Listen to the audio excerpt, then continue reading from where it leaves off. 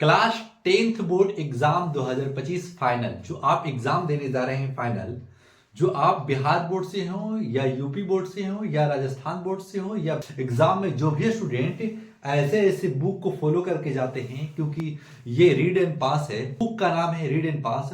और ये जो स्टूडेंट इसको पूरी तरीका से फॉलो करते हैं, ये क्वेश्चन 100 में 90% बनाकर आते हैं। क्योंकि आपका एनसीईआरटी अगर एक बार पढ़ा हुआ है तो इसको बनाकर जाएं, क्योंकि इस क्वेश्चन से 3 साल का क्वेश्चन यानी प्रीवियस ईयर जो पीछे पूछा है उसको देखा जाता है और एनसीईआरटी को देखा जाता है कि एनसीईआरटी से कौन कौन क्वेश्चन आया है और कौन क्वेश्चन आने की संभावना ज्यादा है, वही इस बुक में सिलेक्ट करके क्वेश्चन इंक्लूड किया जाता है।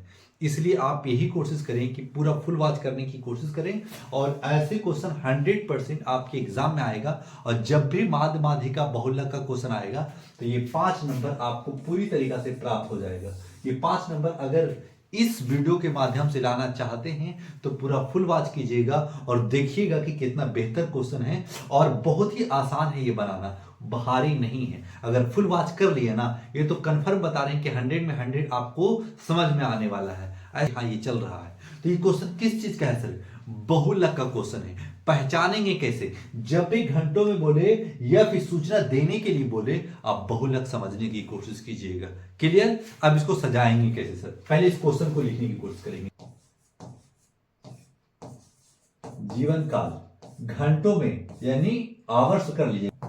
12 वार्ता, 12 वार्ता लिख लिया। अब क्या करेंगे? अब इसको सजा लेंगे। कैसे सजाएंगे सर? ये दिखेगा। फिर तो लिखेंगे 0 से 20, 20 से 40, 40 से 60, 60 से 80, 80 से 100, 100 से 120।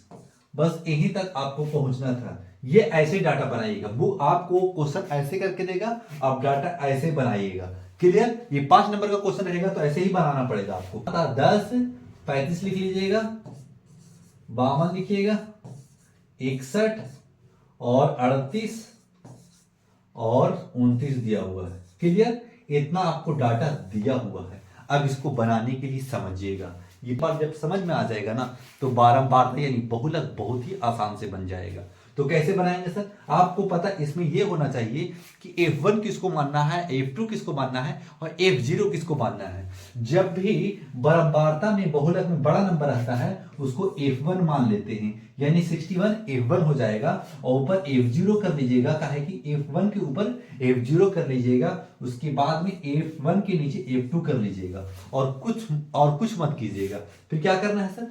अब देखना है कि बड़ा नंबर जो उठाया है उसका लिस्ट नंबर क्या है। 61 का लिस्ट नंबर आपको कितना दिया हुआ? 60 दिया हुआ है, यानी n का वैल्यू होगा। जो F1 होगा सबसे बड़ा नंबर, उसी के जस्ट एक वर्ग अंतराल लेना है। इसका मतलब 61 का सबसे लीस्ट वैल्यू कौन होगा? तो 60, यानी इससे पहले वाला लेना है। क्लियर? तो लिख लीजिएगा, यानी एल हमारे पास कितना दिया हुआ है? 60। एल हमारे पास 60 आ चुका और हमारे पास एज कितना है? एज भी निकाल लीजिएगा। एज जो ये दोनों का डिफरेंस होगा ना, वही एज। डिफरेंस का मतलब ये जो दोनों माइनस करके आएगा, जैसे कि 20 में से 40 जाएगा तो 20 रहेगा, तो यानी वही हाइट हो जाएगा। आप कहीं से डिफरेंस देख लीजिएगा, यहां से भी घट आएगा तो 20 आएगा, यानी पूरा में से सेम नंबर ही घटना चाहिए। क्लियर? बहुलक equal to L plus F1 minus F0 by 2F1 minus F0 minus F2 into H कर लीजिएगा। क्लियर? यही फार्मूला पे ये आसानी से बन जाता है। फिर क्या करेंगे सर?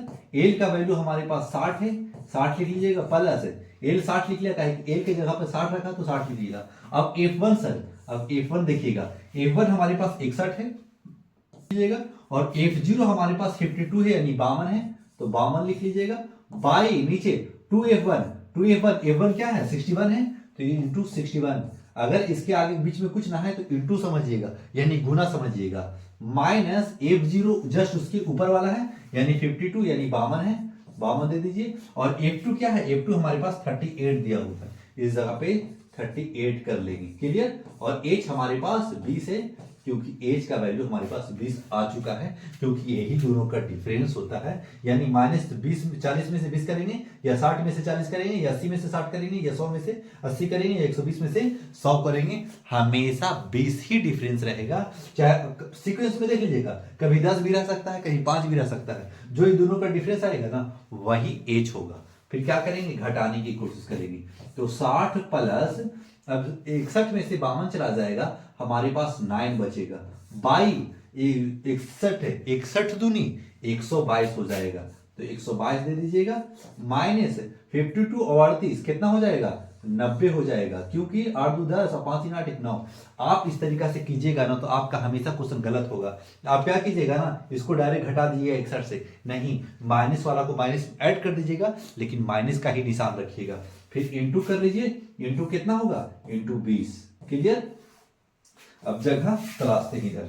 अब लिखेंगे इस जगह पे 60 प्लस, अब 9 इंटू, अब इसको घटाएंगे ना तो कितना बचेगा, 90 चला जाएगा, तो 32 बचेगा, और 32 इंटू 20 है। अब इसको डिवाइड मार लीजिए, यानी 8 चौ 32 और 5 चौ 20, 20 हो गया। अब क्या करेंगे सर, देखिएगा इस जगह पे, अब लिखेंगे 60 प्लस, आप जगह जहां होगा इसके नीचे लिखिएगा, क्लियर ना, कॉपी के नीचे में लिखिएगा।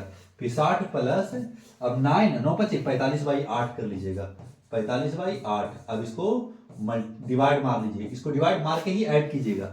अगर इसको अब एलसीएम लेकर जब इसको डिवाइड यानी भागा मारिएगा ना, तो क्वेश्चन बहुत हार्ड बन जाएगा। तो इस जगह पे आसान कर लीजिए खुद ब खुद। कैसे लिखिएगा, 8 बचे 40 हो गया। अब पॉइंट लगेगा यानी 5, तो 5 यानी 50 हो जाएगा, और 8 छके 48, 8 छके 48। हाथ में 2 बचा हुआ है, 8 दूनी 16, यानी पॉइंट के बाद 2 डिजिट होना अनिवार्य होता है। अभी दोनों को ऐड कर लीजिए, ऐड कीजिएगा तो क्या आएगा, 65.50 यानी 52, और यही आपका बहुलक आ गया। और डायरेक्ट आप आंसर दे करके आगे निकल जाइएगा एकदम फुलफिल। यानी इसके बाद ये है, इस कॉपी के नीचे लिखिएगा, और ये आपका 5 नंबर रहेगा।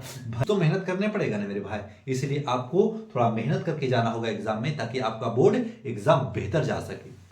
और 5 नंबर, एक नंबर होकर के आपको 100 में 100 तो नहीं ला सकते, लेकिन इतना तो आप कर सकते हैं ना कि अभी तक नहीं पढ़े हैं तो थोड़ा हार्ड वर्क करके 80 70 80 पहुंचाया जाए। और जो पढ़े हुए हैं वो बहुत बेहतर स्टूडेंट होंगे। अगर ये सब क्वेश्चन समझ में आ रहा होगा तो लाइक सब्सक्राइब जरूर कीजिएगा।